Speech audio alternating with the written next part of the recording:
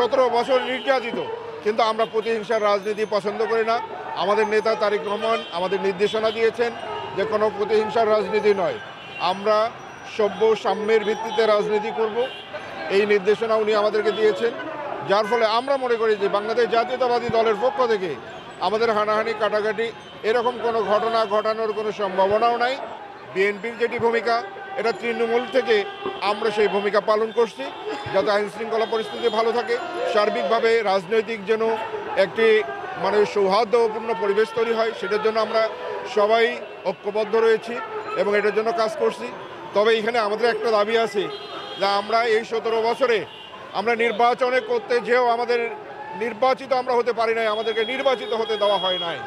সেজন্য আমরা মনে করি যে আমাদের নির্বাচন একটি গণতান্ত্রিক প্রক্রিয়া হয়, গ্রামের মানুষ তারা ভোট দিতে আগ্রহী, তারা ভোটের উৎসব করে। এই জন্য আমরা চাই একটা নির্বাচিত সরকার এসে আমাদের এই নির্বাচন হোক।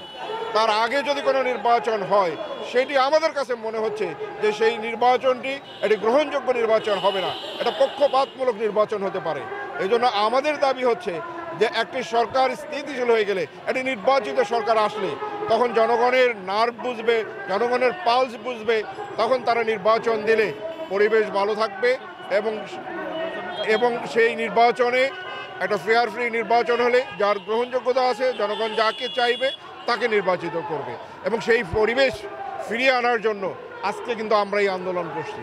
আমাদের এই আন্দোলন, এই সংগ্রাম হচ্ছে যে দীর্ঘদিন থেকে আমরা বঞ্চিত, অতএব আমরা একটা সুষ্ঠু নির্বাচন হয়ে গেলে একটা নির্বাচিত সরকারের নিয়ন্ত্রিত, একটা নির্বাচিত সরকারের সময়ে যে নির্বাচন হবে সেই নির্বাচন আমরা চাই এবং সেখানে আমরা অংশগ্রহণ করব, এটা আমাদের জনগণও চায়।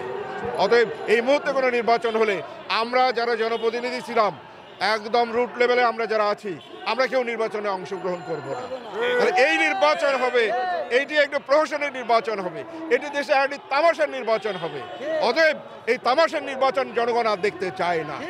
আমরা 5ই আগস্ট এই আন্দোলন করে দেশকে আরেকবার স্বাধীন করা হয়েছে শুধু এই তামাশার নির্বাচন বন্ধ করার জন্য। অতএব এরকম কোনো নির্বাচন এই সময় হোক, এটি কেউ মেনে নেবে না এবং আমরা কোনো প্রতিনিধি আমরা কোনো নির্বাচনে অংশগ্রহণ করব না।